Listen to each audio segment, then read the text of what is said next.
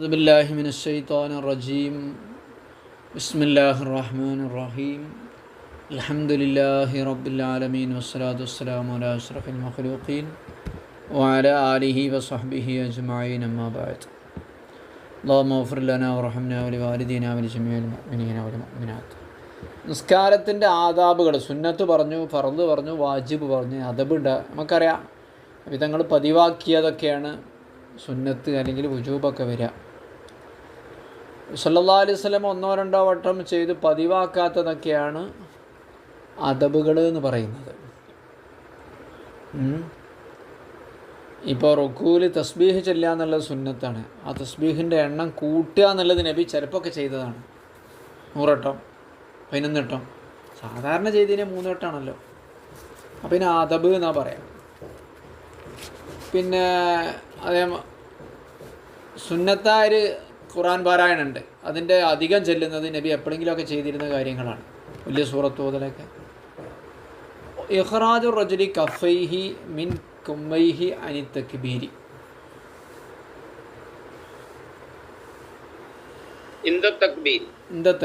തക്ബീർ ചെല്ലുമ്പോൾ എന്ത് ചെയ്യണം? അവൻ്റെ 2 കുപ്പായത്തിൻ്റെ കുമ്മില്ലേ, ആ കവർ കൈ, അതിൽ നിന്ന് കൈ പുറത്താക്കുക. അതിൽ തവാദുവാണ്, താഴ്മയാണ്. അത് ശരിക്കും ഇങ്ങനെ മൂടുന്ന രീതിയിലുള്ള കൈയിൻ്റെ കൈപ്പത്തിയൊക്കെ മൂടുന്ന വിധത്തിലുള്ള കുപ്പായത്തിൻ്റെ ജുബ്ബയുടെയൊക്കെ കൈയില്ലേ, അത് കുറച്ച് നീക്കി വെക്കണം. എന്നിട്ട് കൈ പുറത്ത് ചാടിക്കണം. ഇഖ്റാജു റജുലി കഫൈഹി മിൻ കുമ്മൈഹി അനി തക്ബീർ. ഓക്കെ. ഇന്ത തക്ബീർ അതിലുള്ള അച്ചടി പശകാണ്. നദറുൽ മുസല്ലി, നിസ്കരിക്കുന്നയാൾ നോക്കുക. ഇത് ഷാഫി മദ്ഹബിനും സുന്നത്താണ് കേട്ടോ. മുസല്ലി എന്ത് ചെയ്യുക? നോക്കുക.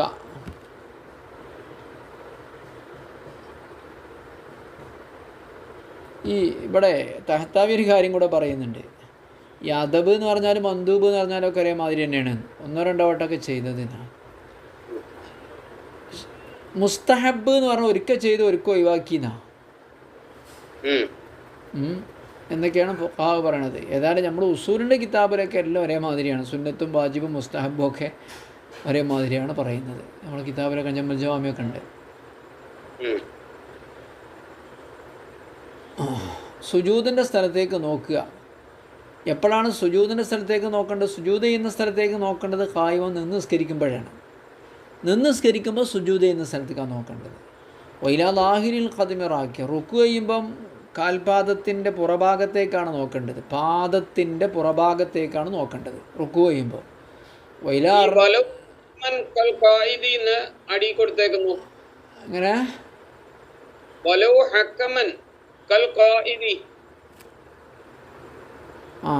ഒരു ഹുക്കുമെന്ന് നയിക്കാറല്ലേ. ഇരുന്ന് നിസ്കരിക്കുന്നവരാണെങ്കിലും ഓനിപ്പം നിന്ന് നിസ്കരിക്കുന്ന ആൾ തന്നെയാണല്ലോ മൊത്തത്തിൽ വിധിയിൽ. നിൽക്കുന്നതെന്ന് പറഞ്ഞാൽ ഇപ്പോൾ നിൽക്കാൻ കഴിയാത്തവൻ ഇരിക്കുക അറിയുമ്പോൾ അവൻ്റെ ഹുക്കുമിൽ ഇപ്പോൾ നൃത്തം തന്നെയാണല്ലോ.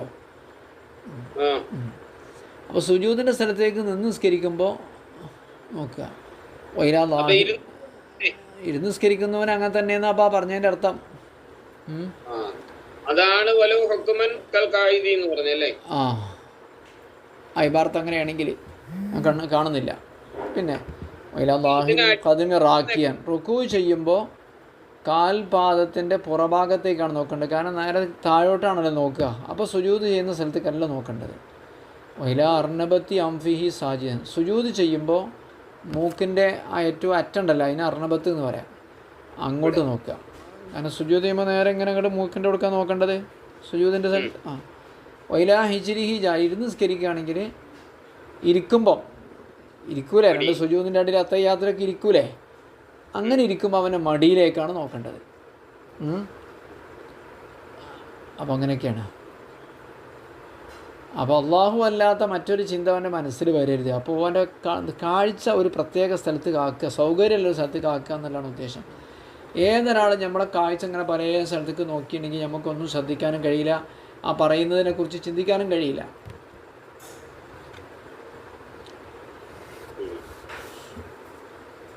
അള്ളാഹുവിനെ മാത്രം ചിന്തിച്ച് നിസ്കരിക്കേണ്ടതാണ്. അപ്പം പല ഭാഗത്ത് അങ്ങോട്ടും ഇങ്ങോട്ടും ഇങ്ങനെ നോക്കിയാൽ, ഇങ്ങനെ പല ഭാഗത്തേക്കും നോക്കിയാൽ അവൻ്റെ ചിന്ത പരക്കും. അപ്പോൾ അവൻ്റെ നിസ്കാരത്തിൽ കോൺസെൻട്രേഷൻ കിട്ടൂല.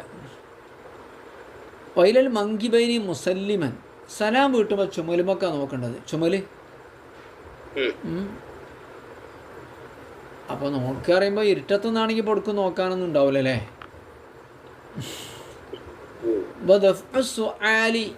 മസ്തത്തായ, നിസ്കാരത്തിനിടയിൽ നല്ല ചുമ വന്നാൽ സാധ്യമാകുന്ന വിധത്തിൽ ആ ചുമയെ തടുത്തു വെക്കൽ സുന്നത്താണ്. സ്വആൽ എന്ന് പറഞ്ഞാൽ ചുമ.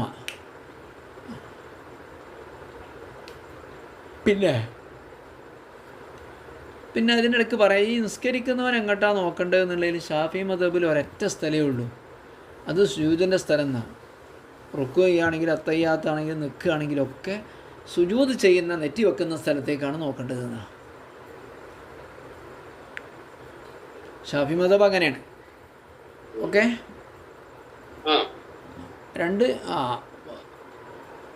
വാ കലുമു ഫമിഹി ഇന്ത തസാഉബി. തസാഉബ് എന്ന് പറഞ്ഞാൽ കോട്ടുവായിടുന്ന സമയത്ത് അവൻ്റെ വായ ഒന്ന് പൊത്തി അമർത്തി പിടിക്കൽ സുന്നത്താണ്. അമർത്ത് അതിനങ്ങോട്ട് പ്രതിരോധിച്ചിട്ട് ഒതുക്കുക, അതിനാ കലുമ് എന്ന് പറയാം. ഖുർആൻ പറഞ്ഞില്ലേ, വൽ ഖാലിമീൻ അൽ ഗൈള. മുഅ്മിനീങ്ങൾ എന്ന് പറഞ്ഞാൽ ആരാണ്? കോപമൊക്കെ വരുമ്പോൾ അത് കണ്ട് കടിച്ച് അമർത്തുന്നവരാണ് എന്ന് ഖുർആൻ പറഞ്ഞിട്ടുണ്ട്. അതാ ഖാലിമീൻ എന്ന് പറഞ്ഞാൽ. പിന്നെ അപ്പോൾ പരമാവധി എന്ത് ചെയ്യുക, അതിനെ പിടിച്ചു വെക്കുക.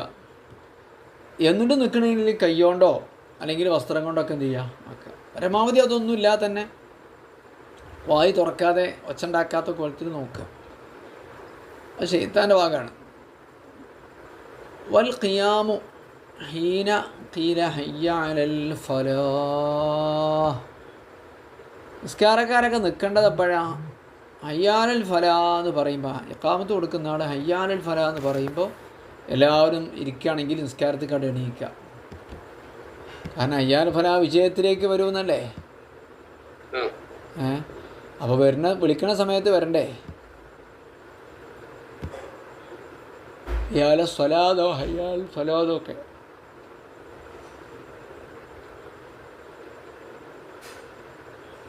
കാരണം വിജയത്തിലേക്ക് വരുമെന്ന് പറഞ്ഞാൽ അവിടെ ഉദ്ദേശിക്കുന്നത് എന്താണ്? നിസ്കാരത്തിലേക്ക് വരുമെന്നല്ലേ. അപ്പോൾ ഇപ്പോൾ കേൾക്കുമ്പോൾ തന്നെ ഉടനെ എന്ത് ചെയ്യുക, എണീക്കുക. ഷുറൂൽ ഇമാമി,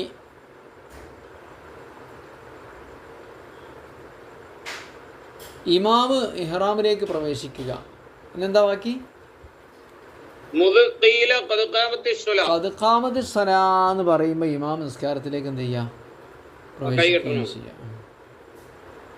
അപ്പോൾ ഹയ്യാലൽ ഫലാഹ് ഹയ്യാലൽ ഫലാഹ് ഈ സമയത്തല്ല നിസ്കാരത്തിലേക്ക് എണീക്കുക. ഇമാമ് ഖദ് ഖാമത്തി സ്വലാ എന്ന് പറയുമ്പോൾ എന്ത് ചെയ്യുക, കൈ കെട്ടുകയും ചെയ്യുക. വളരെ പെട്ടെന്നാണ് ഹനഫി മദ്ഹബിൽ നിസ്കാരം തുടങ്ങൽ അല്ലേ. ഷാഫി മദ്ഹബിൽ ഇഖാമത്ത് കൊടുത്ത് കഴിഞ്ഞതിന് ശേഷം എണീക്കലാണ് സുന്നത്ത്. ഹയ്യാൽ സ്വലാ ഹയ്യാൽ ഫലാ എന്നല്ല, ആ വിളിയൊക്കെ പൂർത്തിയായി കഴിഞ്ഞിട്ടാണ് മൂമുകൾ എണീക്കേണ്ടത്. ഇഖാമത്ത് കൊടുക്കുമ്പോൾ എണീക്കാൻ പാടില്ല. ക്ലോക്കിൽ ബെല്ലടിക്കുമ്പോൾ എണീക്കരുത്. ലാ ഇലാഹ ഇല്ലല്ലാഹ് എന്ന് പറയുമ്പോൾ എണീക്കലാണ് ഷാഫി മദ്ഹബിൽ സുന്നത്ത്. ഹനഫി മദ്ഹബിൽ ഹയ്യാല സ്വലാ ഹയ്യാൽ ഫലാ ഹയ്യാല സ്വലാ ഫലാ എന്ന് പറയുമ്പോൾ ആട്ടുകാരനായിട്ട് എണീക്കുക.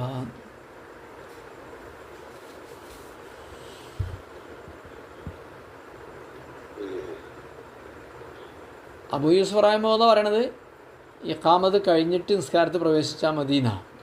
അത് ഖാമത്ത് സ്വലാ എന്ന് പറയുമ്പോൾ എന്ത് ചെയ്യണ്ട, പ്രവേശിക്കണ്ട എന്നാണ് ഇമാമ്. ഓക്കെ.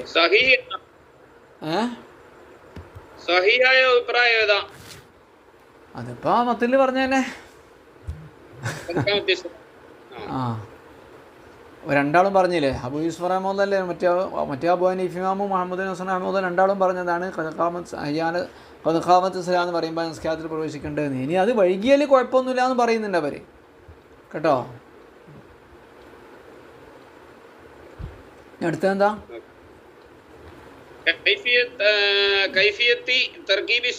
തെർത്തീബി അഫ്ആൽ, നിസ്കാരത്തിൻ്റെ പ്രവർത്തികൾക്കൊക്കെ ഒരു തെർത്തീബുണ്ട്, ഒരു ക്രമമുണ്ട്.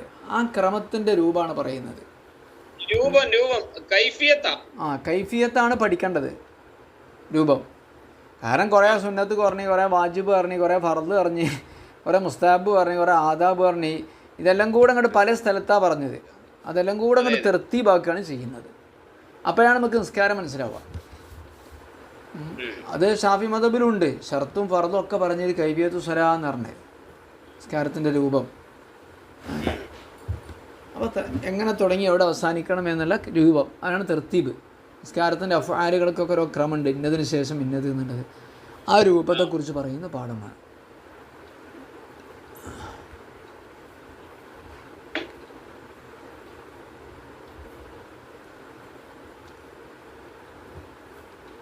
അപ്പോൾ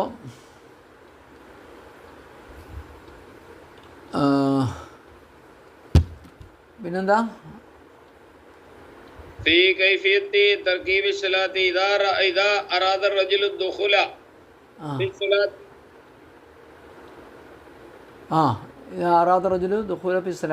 ഒരു മനുഷ്യൻ നിസ്കാരത്തിൽ പ്രവേശിക്കാൻ ഉദ്ദേശിച്ചാൽ പിന്നെ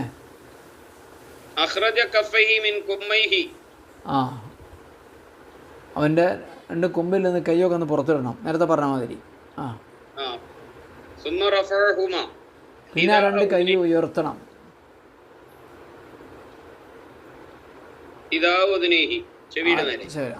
2 കൈ നേരത്തെ പറഞ്ഞല്ലോ. സ്ത്രീകൾ പുറത്താക്കണ്ട, ആണുങ്ങളെ കുറിച്ചാണ് പറയുന്നത്. കമ്മൈഹി എന്നാണല്ലോ പറഞ്ഞത്. സുമ്മ റഫഅഹുമ, പിന്നെ 2 കൈ 2 ചുമലിൽ നേരെ ഉയർത്തുക. ഷാഫി മദ്ഹബിലൊക്കെ പറഞ്ഞ മാതിരി ഈ തള്ളവിരൽ ചെവിൻ്റെ ഈ കുന്നിയോട് നേരിടുന്ന വിധത്തിൽ ഉയർത്തുക. പിന്നെ പള്ള ഖിബ്ലൻ്റെ ഭാഗത്തേക്ക് തിരിച്ചിട്ട്,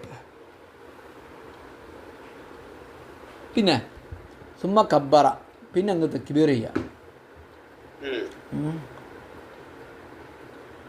ബിലാ മദ്ദിൻ, തക്ബീർ നീട്ടൊന്നും വേണ്ട, അല്ലാഹു അക്ബർ എന്ന് വേണ്ട. ഷാഫി മദ്ഹബിൽ അങ്ങനെ തന്നെ, ആൾക്കാർ ചെയ്യൽ നീട്ടലാണ്. അല്ലാഹു അക്ബർ എന്ന് മതി. ഷാഫി മദ്ഹബിൽ അത്രേ പറഞ്ഞിട്ടുള്ളൂ. ആളുകൾ എന്ത് ചെയ്യും, മൂലയന്മാർ അത് നീട്ടിയെന്ന് രസം ഉണ്ടാക്കാൻ വേണ്ടി അല്ലാഹു അക്ബർ എന്നൊക്കെ ഉണ്ട്. എന്ത് സ്റ്റൈലാ അത്, സുന്നത്ത് ഒഴിവാക്കിയിട്ട്. ഇന്നലെ ഇവിടെ മതപ്രസംഗത്തിനെ അപ്പോൾ ബിലാ മദ്ദിൻ,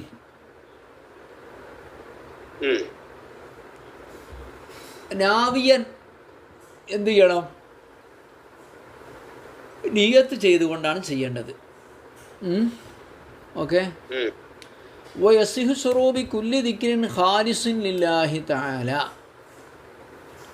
ഏത് ദിക്റോട് പ്രവേശിച്ചാലും സഹിയാകും. ഏത് ദിക്റുകൊണ്ട് പ്രവേശിച്ചാലും സഹിയാകും.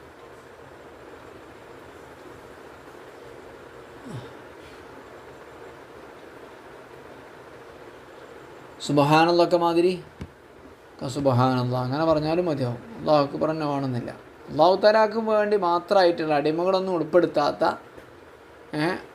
മനുഷ്യന്മാരുടെ സംസാരമൊന്നും കൂട്ടാത്ത, അല്ലാഹു തആലയോട് മാത്രമായിട്ടുള്ള ദിക്ർ ഏതുകൊണ്ടായാലും പ്രവേശിച്ചാൽ സ്വഹിയാകും. തക്ബീർ കൊണ്ട് തന്നെ ആവണം എന്നില്ല. പിന്നെ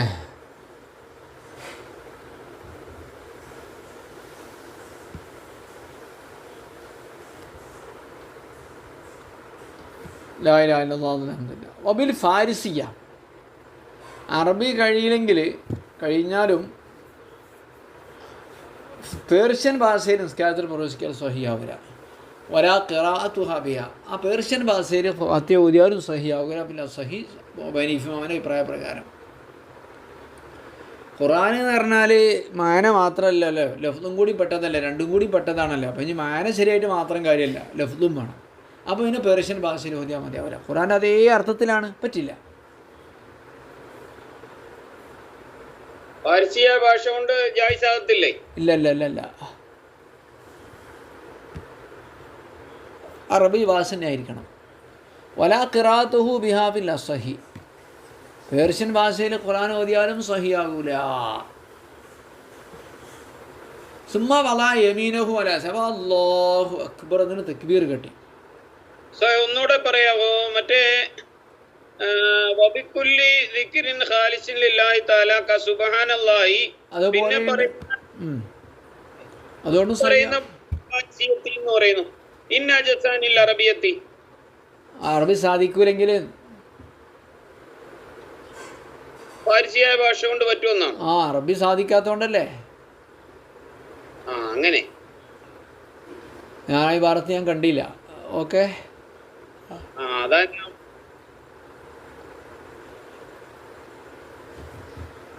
മൊബിൽ ഫാരിസിയ പേർഷ്യൻ ഭാഷയിലും സഹിയാകും. അപ്പോൾ സഹിയാകുന്നല്ലേ? സഹിയാകും. കുല്ലി ദിക്രിൻ ഖാലിസിൻ ലില്ലാഹി തആല.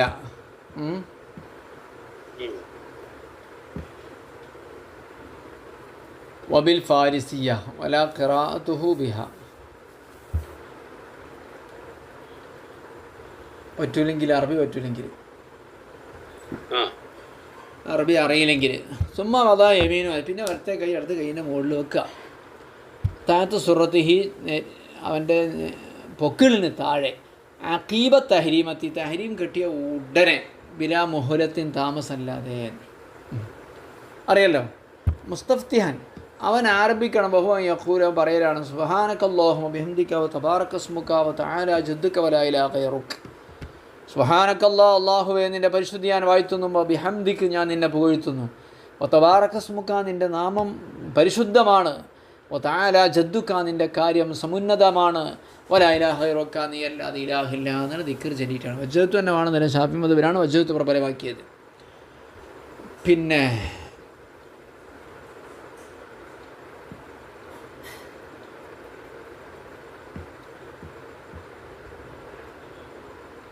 എന്താ അടുത്ത്?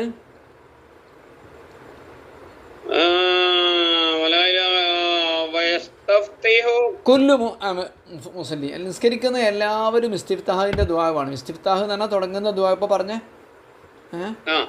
നിസ്കാരം ഇസ്തഫ്തിഹു കുല്ലു മുസല്ലി. സുമ്മ തഅബ്ബദ, പിന്നെന്ത് ചെയ്യണം? ഔദ് ഓതുകയാണ് വേണ്ടത്. ഔദ് ഓതുക. എന്നാലേ അതർത്തിനെ തൊട്ട് പിശാചിനെ ആട്ടാനോ വേദം. പിന്നെന്താ? സിറൻ പതുക്കനെ ലിൽ ഖിറാഅത്തി ഫയതി ബിൽ മസ്ബൂഖ്.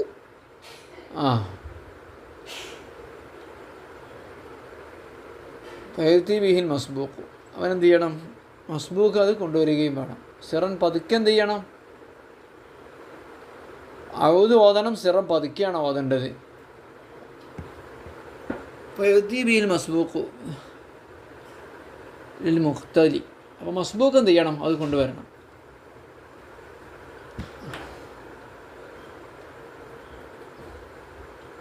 മനസ്സിലായില്ലേ? മസ്ബൂഖ് നിർവഹിക്കണം. ആ ദിക്ർ ലൽ മുഖ്തദി. തുടർന്ന് ആളെന്ത് ചെയ്യണം? മസ്ബൂഖ് മാത്രം ചൊല്ലിയാൽ മതി, മുഖ്തദി വേണ്ട. അവൻ ഖുർആൻ ഓതാൻ വേണ്ടിയല്ലേ വന്നത്. അവൻ ഖുർആൻ ഓതേണ്ട ആവശ്യമില്ല. മുഖ്തദി, മസ്ബൂഖ് ഓക്കെ. നേരത്തെ കൃത്യമായി തുടരുന്ന വ്യക്തി. വയാഖിറൻ തക്ബീറത്ത് സവായിദി ഫിൽ ഈദൈൻ. പടക്കട്ടെ.